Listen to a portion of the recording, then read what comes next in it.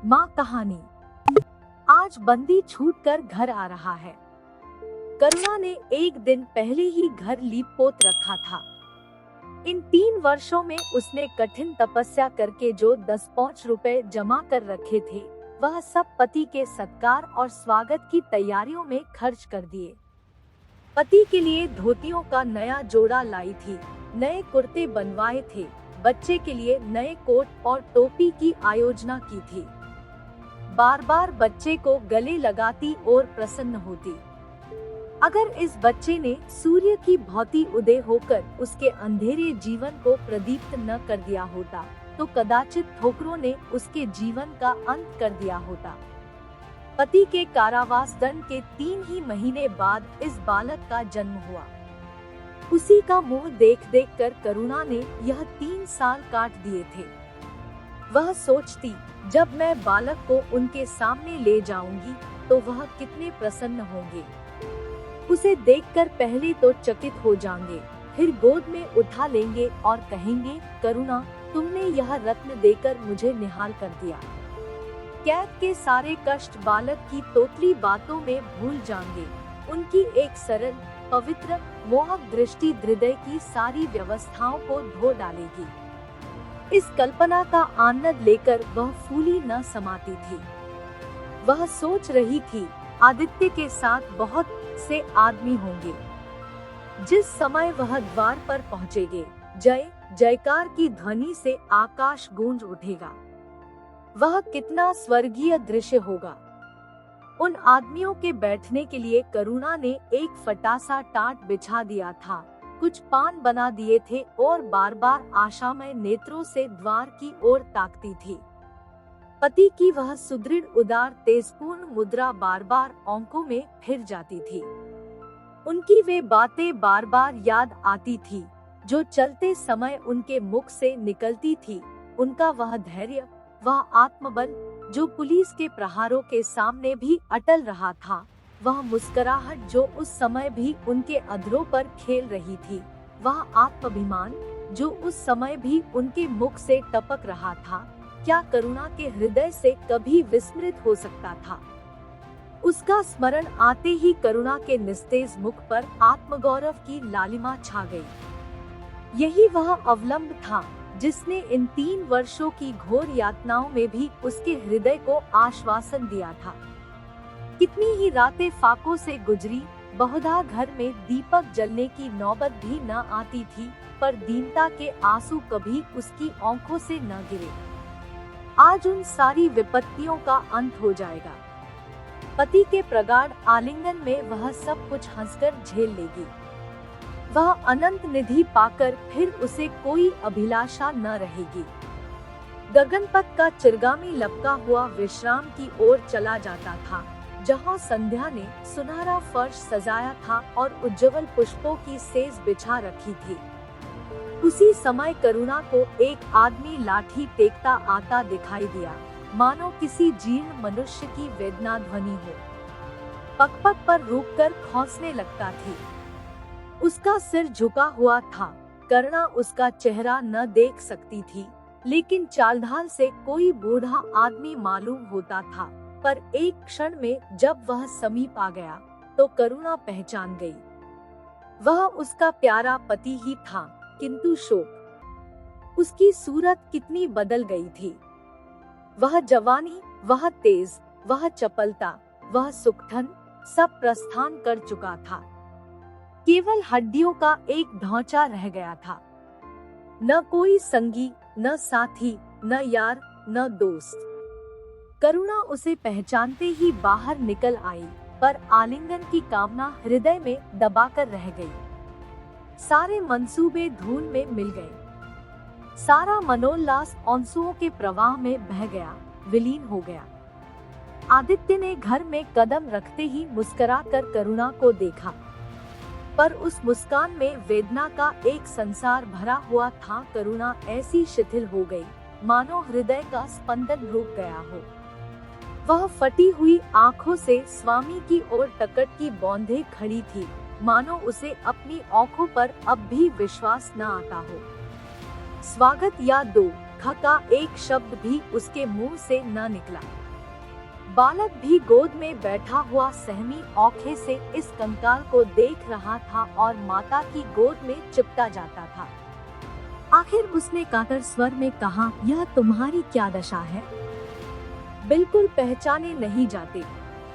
आदित्य ने उसकी चिंता को शांत करने के लिए मुस्कुराने की चेष्टा करके कहा, कुछ नहीं, जरा दुबला हो गया हूँ। तुम्हारे हाथों का भोजन पाकर फिर स्वस्थ हो जाऊंगा। करुणा, छी, सूख कर कांटा हो गए। क्या वहाँ भरपेट भोजन नहीं मिला?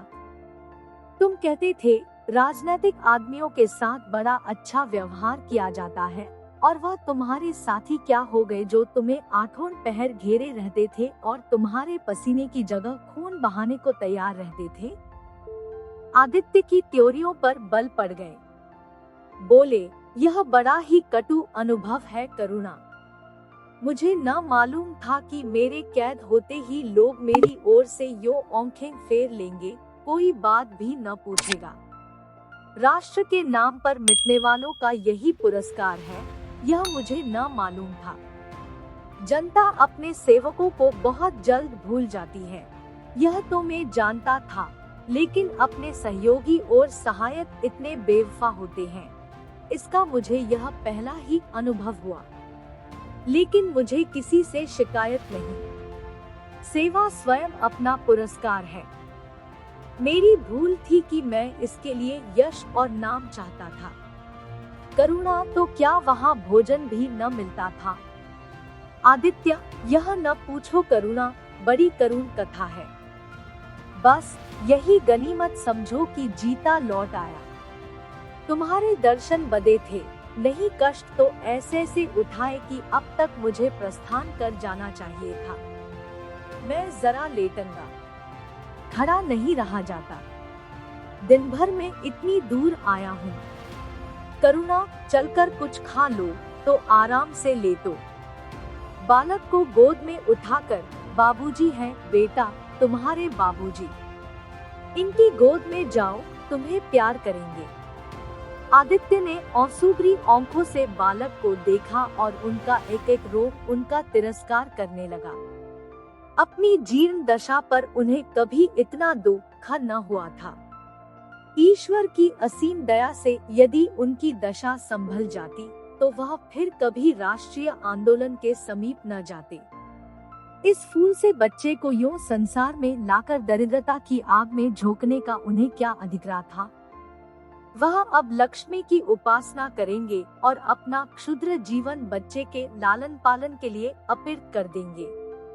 उन्हें इस समय ऐसा ज्ञात हुआ कि बालक उन्हें उपेक्षा की दृष्टि से देख रहा है, मानो कह रहा है, मेरे साथ आपने कौन सा कर्तव्य पालन किया। उनकी सारी कामना, सारा प्यार बालक को हृदय से लगा देने के लिए अधीर हो उठा, पर हाथ फैल न सके। हाथों में शक्ति ही न थी। करुणा बालक को लिए हुए उठी और थाली में कुछ भोजन निकल कर लाई। आदित्य ने क्षुधापूर्ण नेत्रों से थाली की ओर देखा, मानो आज बहुत दिनों के बाद कोई खाने की चीज सामने आई है। जानता था कि कई दिनों के उपवास के बाद और आरोग्य की इस गई गुजरी दशा में उसे जबान को काबू में रखना चाहिए, पर सब्र न कर सका। थाली पर टूट पड़ा और देखते देखते थाली साफ कर दी। करुणा सशंक हो गई। उसने दोबारा किसी चीज के लिए न पूछा। थाली उठाकर चली गई, पर उसका दिल कह रहा था, इतना तो कभी न खाते थे। करुणा बच्चे को कुछ खिला रही थी कि एकाएक कानों में आवाज आई, करुणा। करुणा ने आकर पूछा, क्या तुमने मुझे पुकारा है? आदित्य का चेहरा पीला पड़ गया था और सांस जोर जोर से चल रही थी। हाथों के सहारे वही टाट पर लेट गए थे। करुणा उनकी यह हालत देखकर घबरा गई। बोली, जाकर किसी वैद्य को बुला लाओ। आदित्य ने हाथ के इशारे से उसे मना करके कहा, व्यर्थ है करुणा, अब तुमसे छिपाना व्यर्थ है। मुझे तपेदिक हो गया है, कई बार मरते मरते बच गया हूँ। तुम लोगों के दर्शन बदे थे, इसलिए प्राण न निकलते थे। देखो प्रिय, रो मत।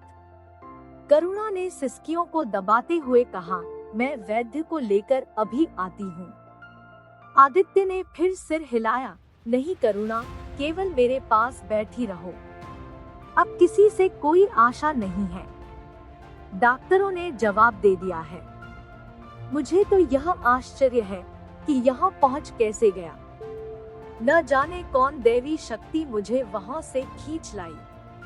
कदाचित यह इस बुझते हुए दीपक की अंतिम झलक थी। आह, मैंने तुम्हारे साथ बड़ा अन्याय किया। इसका मुझे हमेशा दुख रहेगा। मैं तुम्हें कोई आराम न दे सका, तुम्हारे लिए कुछ न कर सका। केवल सुहाग का दाग लगाकर और एक बालक के पालन का भार छोड़कर चला जा रहा हूँ। आह, करुणा ने हृदय को दृढ़ करके कहा, तुम्हें कहीं दर्द तो नहीं है? आग बना लाओ। कुछ बताते क्यों नहीं? आदित्य ने करवट बदलकर कहा, कुछ करने की जरूरत नहीं प्रिय, कहीं दर्द नहीं। बस ऐसा मालूम हो रहा है कि दिल बैठा जाता है, जैसे पानी में डूबा जाता है। जीवन की लीला समाप्त हो रही है। दीपक को बुझते हुए देख रहा हूँ। कह नहीं सकता कब आवाज बंद हो जाए। जो कुछ कहना है वह कह डालना चाहता हूँ, क्यों वह लालसा ले जाऊं। मेरे एक प्रश्न का जवाब दोगी? पूछूं? करुणा के मन की सारी दुर्बलता, सारा शोक, सारी वेदना मानो लुप्त हो गई और उनकी जगह उस आत्मबल का उदय हुआ जो मृत्यु पर हंसता है और विपत्ति के सांपों से खेलता है। रत्नजटित मखमली म्यान में जैसे तेज तलवार छिपी रहती है, जल के कोमल प्रवाह में जैसे असीम शक्ति छिपी रहती है, वैसे ही रमणी का कोमल हृदय साहस और धैर्य को अपनी गोद में छिपाए रहता है। क्रोध जैसे तलवार को बाहर खींच लेता है, विज्ञान जैसे जल शक्ति का उद्घाटन कर लेता है, वैसे ही प्रेम रमणी के साहस और धैर्य को प्रदीप्त कर देता है। करुणा ने पति के सिर पर हाथ रखते हुए कहा, पूछते क्यों नहीं प्यारे? आदित्य ने करुणा के हाथों के कोमल स्पर्श का अनुभव करते हुए कहा, तुम्हारे विचार में मेरा जीवन कैसा था? बधाई के योग्य? देखो, तुमने मुझसे कभी पर्दा नहीं रखा। इस समय भी स्पष्ट कहना, तुम्हारे विचार में मुझे अपने जीवन पर हंसना चाहिए या रोना चाहिए? करुणा ने उल्लास के साथ कहा, यह प्रश्न क्यों करते हो प्रीतम? क्या मैंने तुम्हारी उपेक्षा कभी की है? तुम्हारा जीवन देवताओं का सा जीवन था, निस्वार्थ, निर्लिप्त और आदर्श। विघ्न बाधाओं से तंग आकर मैंने तुम्हें कितनी ही बार संसार की ओर खींचने की चेष्टा की है, पर उस समय भी मैं मन में जानती थी कि मैं तुम्हें ऊंचे आसन से गिरा रही हूँ।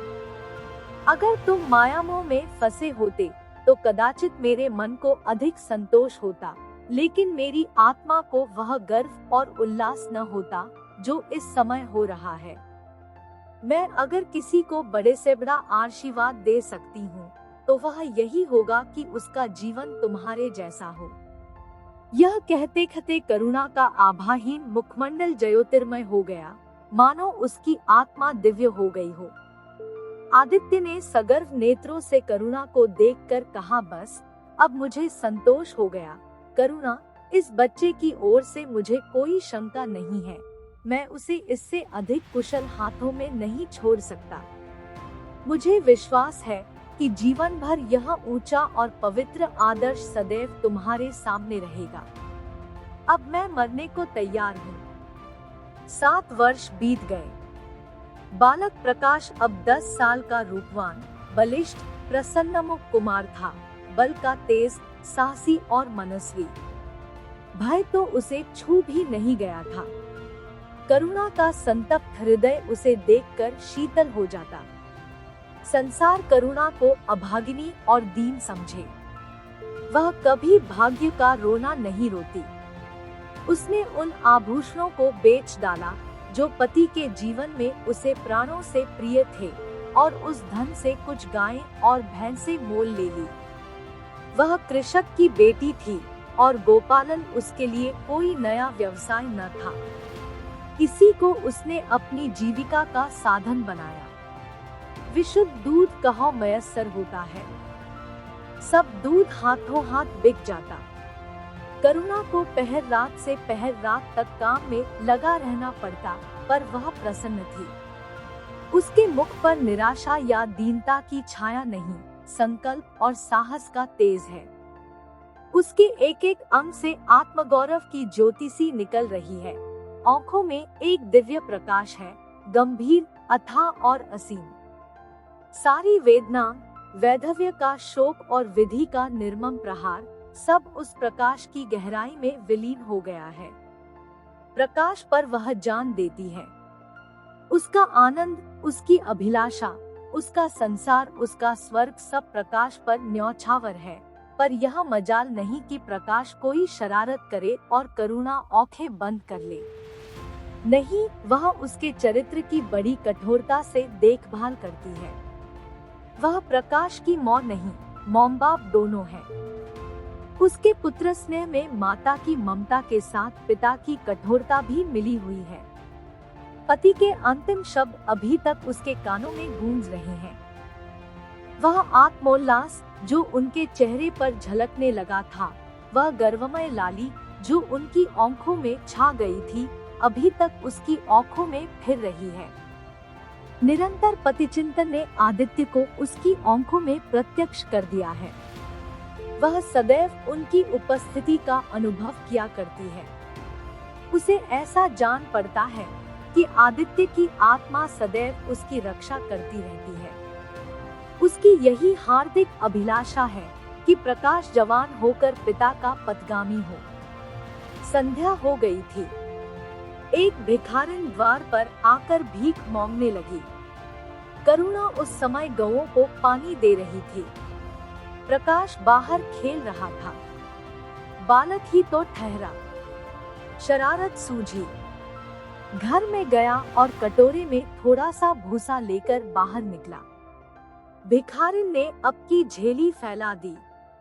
प्रकाश ने भूसा उसकी झोली में डाल दिया और जोर जोर से तालियों बजाता हुआ भागा। भिखारिन ने अग्निमय नेत्रों से देखकर कहा, वाह रे लाडले, मुझसे हंसी करने चला है। यही मॉम बाप ने सिखाया है। तब तो खूब कुल का नाम जगाओगे। करुणा उसकी बोली सुनकर बाहर निकल आई और पूछा, क्या है माता, किसे कह रही हो? भिखारी ने प्रकाश की तरफ इशारा करके कहा, वह तुम्हारा लड़का है ना? देखो, कटोरे में भूसा भरकर मेरी झोली में डाल गया है। चुटकी भर आटा था, वह भी मिट्टी में मिल गया। कोई इस तरह दुखियों को सनादा है? सबके दिन एक से नहीं रहते। आदमी को घमंड न करना चाहिए। करुणा ने कठोर स्वर में पुकारा, प्रकाश। प्रकाश लज्जित न हुआ। अभिमान से सिर उठाए हुए आया और बोला, वह हमारे घर भी क्यों मांगने आई है? कुछ काम क्यों नहीं करती? करुणा ने उसे समझाने की चेष्टा करके कहा, शर्म नहीं आती, उल्टे और औंख दिखाते हो। प्रकाश, शर्म क्यों आए? यह क्यों रोज भीख मांगने आती है? हमारे यहाँ क्या कोई चीज मुफ्त आती है? करुणा, तुम्हें कुछ न देना था तो सीधे से कह देते, जाओ। तुमने यह शरारत क्यों की? प्रकाश, उनकी आदत कैसे छूटी? करुणा ने बिगड़कर कहा, तुम अब पिटोगे मेरे हाथों। प्रकाश, पिटूंगा क्यों? आप जबरदस्ती पीटेंगी? दूसरे मुल्कों में अगर कोई भीख मांगे तो कैद कर लिया जाए। यह नहीं कि उल्टे भिखमंगों को और शह दी जाए। करुणा जो अपंग है, वह कैसे काम करे? प्रकाश तो जाकर डूब मरे, जिंदा क्यों रहती है? करुणा निरुत्तर हो गई। बुढ़िया को तो उसने आटा दाल देकर विदा किया, किंतु प्रकाश का कुतर्क उसके हृदय में फोड़े के समान तीसता रहा। उसने यह धृष्टता, यह अविनय कहाँ सीखी? रात को भी उसे बार बार यही ख्याल सताता रहा। आधी रात के समीप एकाएक प्रकाश की नींद टूटी। लालटेन जल रही है और करुणा बैठी रो रही है। उठ बैठा और बोला, अम्मा अभी तुम सोई नहीं? करुणा ने मुंह फेर कर कहा, नींद नहीं आई। तुम कैसे जग गए? प्यास तो नहीं लगी है? प्रकाश, नहीं अम्मा, न जाने क्यों आँख खुल गई, मुझसे आज बड़ा अपराध हुआ अम्मा। करुणा ने उसके मुख की ओर स्नेह के नेत्रों से देखा। प्रकाश, मैंने आज बुढ़िया के साथ बड़ी नटखट की। मुझे क्षमा करो, फिर कभी ऐसी शरारत न करूँगा। यह कहकर रोने लगा। करुणा ने स्नेहाद्र होकर उसे गले लगा लिया और उसके कपोलों का चुंबन करके बोली, बेटा, मुझे खुश करने के लिए यह कह रहे हो या तुम्हारे मन में सचमुच पछतावा हो रहा है? प्रकाश ने सिसकते हुए कहा, नहीं अम्मा, मुझे दिल से अफसोस हो रहा है। अब की वह बुढ़िया आएगी तो मैं उसे बहुत से पैसे दूंगा। करुणा का हृदय मतवाला हो गया। ऐसा जान पड़ा आदित्य सामने खड़े बच्चे को आशीर्वाद दे रहे हैं और कह रहे हैं, करुणा क्षोभ मत कर, प्रकाश अपने पिता का नाम रोशन करेगा। तेरी संपूर्ण कामना पूरी हो जाएंगी। लेकिन प्रकाश के कर्म और वचन में मेल न था और दिनों के साथ उसके चरित्र का अंग प्रत्यक्ष होता जाता था। जहीन था ही, विश्वविद्यालय से उसे वजीफे मिलते थे। करुणा भी उसकी यथेष्ट सहायता करती थी, फिर भी उसका खर्च पूरा न पड़ता था। वह मितव्ययता और सरल जीवन पर विद्वत्ता से भरे हुए व्याख्यान दे सकता था, पर उसका रहन-सहन फैशन के अंधभक्तों से जौ भर घटकर न था। प्रदर्शन की धुन उसे हमेशा सवार रहती थी। उसके मन और बुद्धि में निरंतर द्वंद्व होता रहता था। मन जाति की ओर था, बुद्धि अपनी ओर। बुद्धि मन को दबाए रहती थी। उसके सामने मन की एक न चलती थी। जाति सेवा ऊसर की खेती है। वहाँ बड़े से बड़ा उपहार जो मिल सकता है वह है गौरव और यश, पर वह भी स्थायी नहीं। इतना अस्थिर कि क्षण में जीवन भर की कमाई पर पानी फिर सकता है। अतएव उसका अंत करण अनिवार्य वेग के साथ विलासमय जीवन की ओर झुकता था। यहाँ तक कि धीरे धीरे उसे त्याग और निग्रह से घृणा होने लगी। वह दुर्वस्था और दरिद्रता को हेय समझता था। उसके हृदय न था, भाव न थे, केवल मस्तिष्क था। मस्तिष्क में दर्द कहो, वहाँ तो तर्क है, मंसूबे हैं।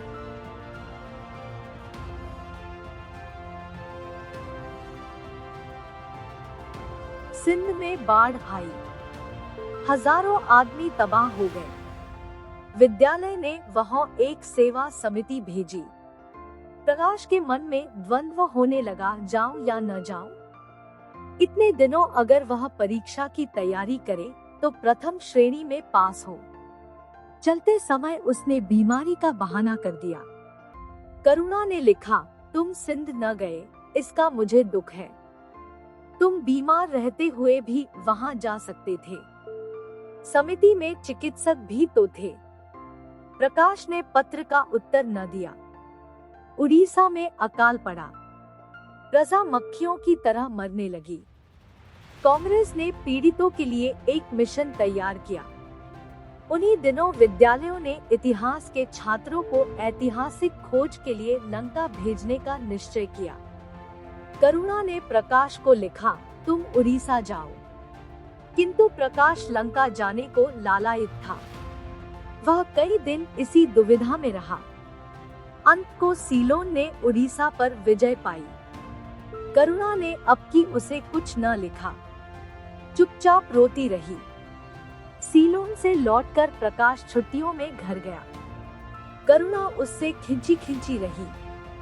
प्रकाश मन में लज्जित हुआ और संकल्प किया कि अब की कोई अवसर आया तो अम्मा को अवश्य प्रसन्न करूंगा। यह निश्चय करके वह विद्यालय लौटा। लेकिन यहाँ आते ही फिर परीक्षा की फिक्र सवार हो गई। यहाँ तक कि परीक्षा के दिन आ गए मगर इम्तिहान से फुर्सत पाकर भी प्रकाश घर न गया। विद्यालय के एक अध्यापक कश्मीर सैर करने जा रहे थे। प्रकाश उन्हीं के साथ कश्मीर चल खड़ा हुआ। जब परीक्षाफल निकला और प्रकाश प्रथम आया, तब उसे घर की याद आई। उसने तुरंत करुणा को पत्र लिखा और अपने आने की सूचना दी। माता को प्रसन्न करने के लिए उसने 2-4 शब्द जाति सेवा के विषय में भी लिखे। अब मैं आपकी आज्ञा का पालन करने को तैयार हूँ। मैंने शिक्षा संबंधी कार्य करने का निश्चय किया है। इसी विचार से मैंने वह विशिष्ट स्थान प्राप्त किया है। हमारे नेता भी तो विद्यालयों के आचार्यों ही का सम्मान करते हैं। अभी वक्त इन उपाधियों के मोह से वे मुक्त नहीं हुए हैं। हमारे नेता भी योग्यता, सदुत्साह, लगन का उतना सम्मान नहीं करते जितना उपाधियों का। अब मेरी इज्जत करेंगे और जिम्मेदारी को काम सौंपेंगे जो पहले मांगे भी न मिलता। करुणा की आस फिर बंधी। विद्यालय खुलते ही प्रकाश के नाम रजिस्ट्रार का पत्र पहुंचा। उन्होंने प्रकाश का इंग्लैंड जाकर विद्याभ्यास करने के लिए सरकारी वजीफे की मंजूरी की सूचना दी थी। प्रकाश पत्र हाथ में लिए हर्ष के उन्माद में जाकर माँ से बोला, अम्मा, मुझे इंग्लैंड जाकर पढ़ने के लिए सरकारी वजीफा मिल गया। करुणा ने उदासीन भाव से पूछा, तो तुम्हारा क्या इरादा है? प्रकाश, मेरा इरादा, ऐसा अवसर पाकर भला कौन छोड़ता है। करुणा, तुम तो स्वयं सेवकों में भर्ती होने जा रहे थे। प्रकाश, तो आप समझती हैं, स्वयं सेवक बन जाना ही जाति सेवा है। मैं इंग्लैंड से आकर भी तो सेवा कार्य कर सकता हूँ। और अम्मो, सच पूछो तो एक मजिस्ट्रेट अपने देश का जितना उपकार कर सकता है, उतना 1000 स्वयंसेवक मिलकर भी नहीं कर सकते। मैं तो सिविल सर्विस की परीक्षा में बैठूंगा और मुझे विश्वास है कि सफल हो जाऊंगा। करुणा ने चकित होकर पूछा, तो क्या तुम मजिस्ट्रेट हो जाओगे? प्रकाश, सेवा भाव रखने वाला एक मजिस्ट्रेट कांग्रेस के 1000 सभापतियों से ज्यादा उपकार कर सकता है। अखबारों में उसकी लंबी लंबी तारीफें न छपेंगी, उसकी वक्तृताओं पर तालियां न बजेंगी, जनता उसके जुलूस की गाड़ी न खींचेगी और न विद्यालयों के छात्र उसको अभिनंदन पत्र देंगे, पर सच्ची सेवा मजिस्ट्रेट ही कर सकता है। करुणा ने आपत्ति के भाव से कहा, लेकिन यही मजिस्ट्रेट तो जाति के सेवकों को सजा देते हैं, उन पर गोलियां चलाते हैं। प्रकाश, अगर मजिस्ट्रेट के हृदय में परोपकार का भाव है तो वह नरमी से वही काम करता है जो दूसरे गोलियां चलाकर भी नहीं कर सकते। करुणा, मैं यह नहीं मानूंगी। सरकार अपने नौकरों को इतनी स्वाधीनता नहीं देती। वह एक नीति बना देती है और हर एक सरकारी नौकर को उसका पालन करना पड़ता है। सरकार की पहली नीति यह है कि वह दिन दिन अधिक संगठित और दृढ़ हो। इसके लिए स्वाधीनता के भावों का दमन करना जरूरी है। अगर कोई मजिस्ट्रेट इस नीति के विरुद्ध काम करता है तो वह मजिस्ट्रेट न रहेगा। वह हिंदुस्तानी था जिसने तुम्हारे बाबूजी को जरा सी बात पर 3 साल की सजा दे दी। इसी सजा ने उनके प्राण लिए। बेटा, मेरी इतनी बात मानो, सरकारी पदों पर न गिरो। मुझे यह मंजूर है कि तुम मोटा खाकर और मोटा पहनकर देश की कुछ सेवा करो, इसके बदले कि तुम हाकिम बन जाओ और शान से जीवन बिताओ। यह समझ लो कि जिस दिन तुम हाकिम की कुर्सी पर बैठोगे, उस दिन से तुम्हारा दिमाग हाकिमों का सा हो जाएगा। तुम यही चाहेगे कि अफसरों में तुम्हारी नेकनामी और तरक्की हो। एक गवारो मिसाल लो। लड़की जब तक मैके में कुंवारी रहती है, वह अपने को उसी घर की समझती है, लेकिन जिस दिन ससुराल चली जाती है, वह अपने घर को दूसरों का घर समझने लगती है। मॉम बाप भाई बहन सब वही रहते हैं, लेकिन वह घर अपना नहीं रहता। यही दुनिया का दस्तूर है। प्रकाश ने खींचकर कहा, तो क्या आप यही चाहती हैं कि मैं जिंदगी भर चारों तरफ ठोकरें खाना फिरूं? करुणा कठोर नेत्रों से देखकर बोली, अगर ठोकर खाकर आत्मा स्वाधीन रह सकती है तो मैं कहूँगी ठोकर खाना अच्छा है। प्रकाश ने निश्चयात्मक भाव से पूछा, तो आपकी यही इच्छा है? करुणा ने उसी स्वर में उत्तर दिया, हो, मेरी यही इच्छा है। प्रकाश ने कुछ जवाब न दिया, उठकर बाहर चला गया और तुरंत रजिस्ट्रार को इनकारी पत्र लिख भेजा, मगर उसी क्षण से मानो उसके सिर पर विपत्ति ने आसन जमा लिया। विरक्त और विमन अपने कमरे में पड़ा रहता, न कहीं घूमने जाता, न किसी से मिलता। मुंह लटकाए भीतर आता और फिर बाहर चला जाता। यहाँ तक महीना गुजर गया। न चेहरे पर वह लाली रही, न वह ओज, आंखें अनाथों के मुख की भांति याचना से भरी हुई, ओठ हंसना भूल गए, मानो उन इनकारी पत्र के साथ उसकी सारी सजीवता और चपलता, सारी सरलता विदा हो गई। करुणा उसके मनोभाव समझती थी और उसके शोक को भुलाने की चेष्टा करती थी, पर रूठे देवता प्रसन्न न होते थे। आखिर एक दिन उसने प्रकाश से कहा, बेटा, अगर तुमने विलायत जाने की ठान ही ली है तो चले जाओ, मना न करूंगी। मुझे खेद है कि मैंने तुम्हें रोका। अगर मैं जानती कि तुम्हें इतना आघात पहुंचेगा तो कभी न रोकती। मैंने तो केवल इस विचार से रोका था कि तुम्हें जाति सेवा में मग्न देखकर तुम्हारे बाबूजी की आत्मा प्रसन्न होगी। उन्होंने चलते समय यही वसीयत की थी। प्रकाश ने रुखाई से जवाब दिया, अब क्या जाऊंगा, इनकारी खत लिख चुका। मेरे लिए कोई अब तक बैठा थोड़े ही होगा। कोई दूसरा लड़का चुन लिया होगा और फिर करना ही क्या है। जब आपकी मर्जी है कि गौ की खाक छानता फिरूं तो वही सही। करुणा का गर्व चूर चूर हो गया। इस अनुमति से उसने बाधा का काम लेना चाहा था, पर सफल न हुई। बोली, अभी कोई न चुना गया होगा, लिख दो, मैं जाने को तैयार हूँ। प्रकाश ने झुंझला कर कहा, अब कुछ नहीं हो सकता। लोग हंसी उड़ाएंगे। मैंने तय कर लिया है कि जीवन को आपकी इच्छा के अनुकूल बनाऊंगा। करुणा, तुमने अगर शुद्ध मन से यह इरादा किया होता तो यूं न रहते। तुम मुझसे सत्याग्रह कर रहे हो। अगर मन को दबाकर मुझे अपनी राह का कांटा समझकर तुमने मेरी इच्छा पूरी भी की तो क्या? मैं तो जब जानती कि तुम्हारे मन में आप ही आप सेवा का भाव उत्पन्न होता। तुम आप ही रजिस्ट्रार साहब को पत्र लिख दो। प्रकाश, अब मैं नहीं लिख सकता। तुम इसी शोक में तने बैठे रहोगे। लाचारी है। करुणा ने और कुछ न कहा। जरा देर में प्रकाश ने देखा कि वह कहीं जा रही है, मगर वह कुछ बोला नहीं।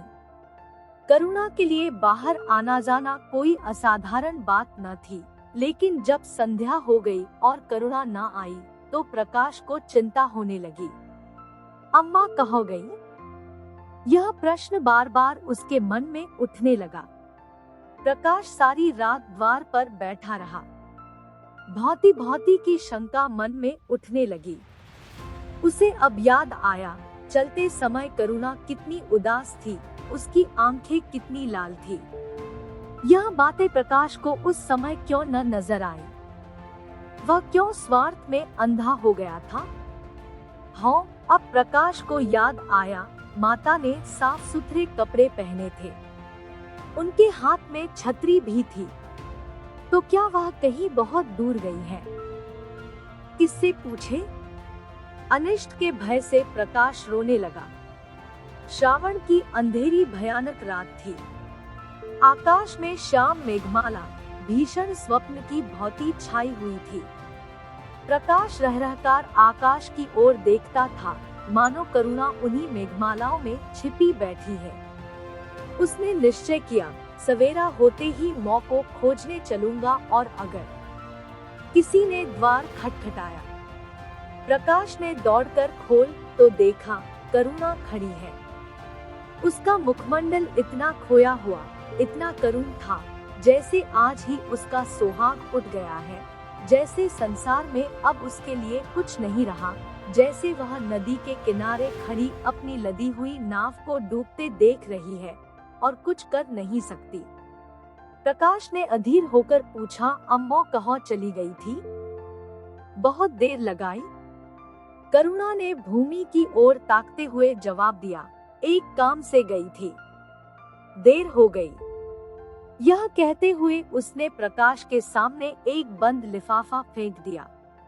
प्रकाश ने उत्सुक होकर लिफाफा उठा लिया। ऊपर ही विद्यालय की मुहर थी। तुरंत ही लिफाफा खोलकर पढ़ा। हल्की सी लालिमा चेहरे पर दौड़ गई। पूछा, यह तुम्हें कहाँ मिल गया अम्मा? करुणा, तुम्हारे रजिस्ट्रार के पास से लाई हूँ। क्या तुम वहाँ चली गई थी? और क्या करती? कल तो गाड़ी का समय न था, मोटर ले ली थी। प्रकाश एक क्षण तक मौन खड़ा रहा, फिर कुंठित स्वर में बोला, जब तुम्हारी इच्छा नहीं है तो मुझे क्यों भेज रही हो? करुणा ने विरक्त भाव से कहा, इसलिए कि तुम्हारी जाने की इच्छा है। तुम्हारा यह मलिन वेश नहीं देखा जाता। अपने जीवन के 20 वर्ष तुम्हारी हितकामना पर अर्पित कर दिए, अब तुम्हारी महत्वाकांक्षा की हत्या नहीं कर सकती। तुम्हारी यात्रा सफल हो, यही हमारी हार्दिक अभिलाषा है। करुणा का कंठ रूंध गया और कुछ न कह सकी। प्रकाश उसी दिन से यात्रा की तैयारियों करने लगा। करुणा के पास जो कुछ था वह सब खर्च हो गया। कुछ ऋण भी लेना पड़ा। नए सूट बने, सूटकेस लिए गए। प्रकाश अपनी धुन में मस्त था। कभी किसी चीज की फरमाइश लेकर आता, कभी किसी चीज का। करुणा इस एक सप्ताह में इतनी दुर्बल हो गई है। उसके बालों पर कितनी सफेदी आ गई है, चेहरे पर कितनी झुर्रियों पड़ गई है, यह उसे कुछ न नजर आता। उसकी आंखों में इंग्लैंड के दृश्य समाये हुए थे। महत्वाकांक्षा आंखों पर पर्दा डाल देती है। प्रस्थान का दिन आया। आज कई दिनों के बाद धूप निकली थी। करुणा स्वामी के पुराने कपड़ों को बाहर निकाल रही थी। उनकी गाढ़े की चादरें, खद्दर के कुर्ते, पाजामे और लिहाफ अभी तक संदूक में संचित थे। प्रतिवर्ष वे धूप में सुखाए जाते और झाड़ पोंछ कर रख दिए जाते थे। करुणा ने आज फिर उन कपड़ों को निकाला, मगर सुखाकर रखने के लिए नहीं, गरीबों में बांट देने के लिए। वह आज पति से नाराज है। वह लुटिया, डोर और घड़ी जो आदित्य की चिरसंगिनी थी और जिनकी 20 वर्ष से करुणा ने उपासना की थी, आज निकालकर आंगन में फेंक दी गई। वह झोली जो बरसों आदित्य के कंधों पर आरूढ़ रह चुकी थी, आप कूड़े में डाल दी गई। वह चित्र जिसके सामने 20 वर्ष से करुणा सिर झुकाती थी, आज वही निर्दयता से भूमि पर डाल दिया गया। पति का कोई स्मृति चिन्ह वह अब अपने घर में नहीं रखना चाहती। उसका अंतःकरण शोक और निराशा से विदीर्ण हो गया है और पति के सिवा वह किस पर क्रोध उतारे? कौन उसका अपना है? वह किससे अपनी व्यथा कहे? किसे अपनी छाती चीर कर दिखाए? वह होते तो क्या आप प्रकाश दास्ता की जंजीर गले में डालकर फूला न समाता? उसे कौन समझाए कि आदित्य भी इस अवसर पर पछताने के सिवा और कुछ न कर सकते। प्रकाश के मित्रों ने आज उसे विदाई का भोज दिया था। वहां से वह संध्या समय कई मित्रों के साथ मोटर पर लौटा।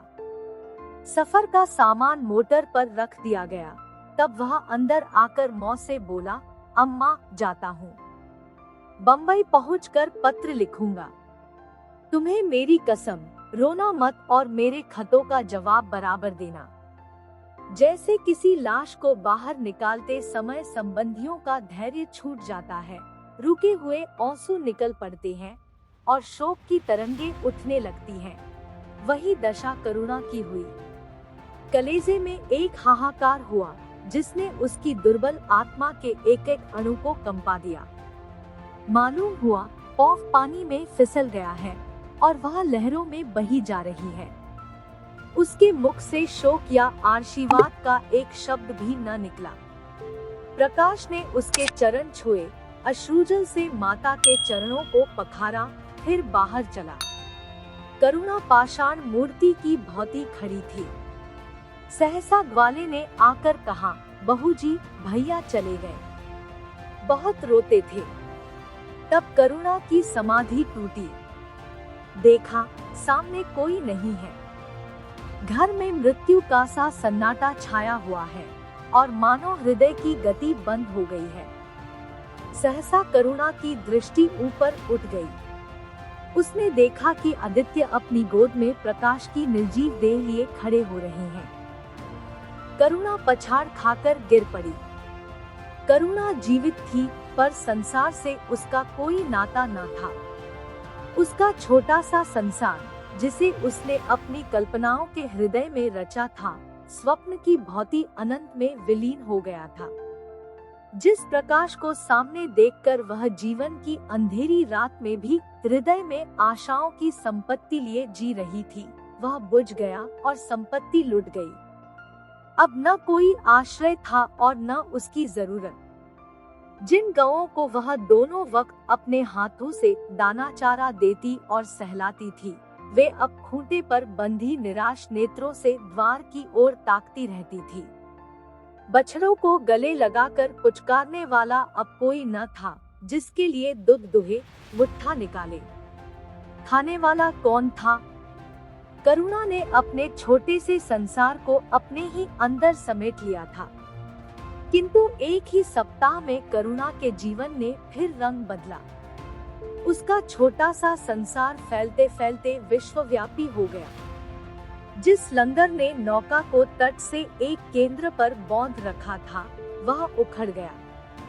अब नौका सागर के अशेष विस्तार में भ्रमण करेगी, चाहे वह उद्दाम तरंगों के वक्ष में ही क्यों न विलीन हो जाए।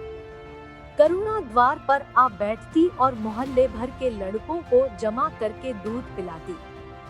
दोपहर तक मक्खन निकालती और वह मक्खन मोहल्ले के लड़के खाते। फिर भांति भांति के पकवान बनाती और कुत्तों को खिलाती। अब यही उसका नित्य का नियम हो गया। चिड़ियों, कुत्ते, बिल्लियों, चींटे चींटियों सब अपने हो गए। प्रेम का वह द्वार अब किसी के लिए बंद न था। उस अंगुल भर जगह में, जो प्रकाश के लिए भी काफी न थी, अब समस्त संसार समा गया था। एक दिन प्रकाश का पत्र आया। करुणा ने उसे उठाकर फेंक दिया। फिर थोड़ी देर के बाद उसे उठाकर फाड़ डाला और चिड़ियों को दाना चुगाने लगी। मगर जब निशायोगिनी ने अपनी धूनी जलाई और वेदना उससे वरदान मांगने के लिए विकल हो होकर चली, तो करुणा की मनोवेदना भी सजग हो उठी। प्रकाश का पत्र पढ़ने के लिए उसका मन व्याकुल हो उठा। उसने सोचा, प्रकाश मेरा कौन है? मेरा उससे क्या प्रयोजन? हाँ, प्रकाश मेरा कौन है? हाँ, प्रकाश मेरा कौन है? हृदय ने उत्तर दिया, प्रकाश तेरा सर्वस्व है। वह तेरे उस अमर प्रेम की निशानी है, जिससे तू सदैव के लिए वंचित हो गई। वह तेरे प्राण है, तेरे जीवन दीपक का प्रकाश, तेरी वंचित कामनाओं का माधुर्य, तेरे अश्रुजल में विहार करने वाला हंस। करुणा उस पत्र के टुकड़ों को जमा करने लगी, माना उसके प्राण बिखर गए हों। एक एक टुकड़ा उसे अपने खोए हुए प्रेम का एक पदचिन्ह सा मालूम होता था। जब सारे पुर्जे जमा हो गए, तो करुणा दीपक के सामने बैठकर उसे जोड़ने लगी, जैसे कोई वियोगी हृदय प्रेम के टूटे हुए तारों को जोड़ रहा हो। हाय री ममता! वह अभागिन सारी रात उन पुर्जों को जोड़ने में लगी रही। पत्र दोनों ओर लिखा था, इसलिए पुर्जों को ठीक स्थान पर रखना और भी कठिन था। कोई शब्द, कोई वाक्य बीच में गायब हो जाता। उस एक टुकड़े को वह फिर खोजने लगती। सारी रात बीत गई, पर पत्र अभी तक अपूर्ण था। दिन चढ़ आया। मोहल्ले के लौंडे मक्खन और दूध की चाह में एकत्र हो गए। कुत्तों और बिल्लियों का आगमन हुआ। चिड़िया आकर आंगन में फुदकने लगी, कोई ओखली पर बैठी, कोई तुलसी के चौतरे पर करुणा को सिर उठाने तक की फुर्सत नहीं। दोपहर हुआ, करुणा ने सिर न उठाया। न भूख थी, न प्यास। फिर संध्या हो गई, पर वह पत्र अभी तक अधूरा था। पत्र का आशय समझ में आ रहा था, प्रकाश का जहाज कहीं से ही जा रहा है। उसके हृदय में कुछ उठा हुआ है। क्या उठा हुआ है, यह करुणा न सोच सकी। करुणा पुत्र की लेखनी से निकले हुए एक एक शब्द को पढ़ना और उसे हृदय पर अंकित कर लेना चाहती थी। इस भांति 3 दिन गुजर गए। संध्या हो गई थी। 3 दिन की जागी आंखें जरा झपक गई। करुणा ने देखा, एक लंबा चौड़ा कमरा है, उसमें मेजें और कुर्सियां लगी हुई हैं। बीच में ऊंचे मंच पर कोई आदमी बैठा हुआ है। करुणा ने ध्यान से देखा, प्रकाश था। एक क्षण में एक कैदी उसके सामने लाया गया। उसके हाथ पांव में जंजीर थी, कमर झुकी हुई। यह आदित्य थे। करुणा की आंखें खुल गई, आंसू बहने लगे। उसने पत्र के टुकड़ों को फिर समेट लिया और उसे जलाकर राख कर डाला।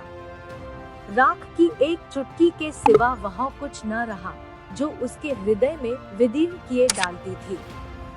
इसी एक चुटकी राख में उसका गुड़ियों वाला बचपन, उसका संतप्त यौवन और उसका तृष्णामय वैधव्य सब समा गया। रात काल लोगों ने देखा, पक्षी पिंजरे में उड़ चुका था।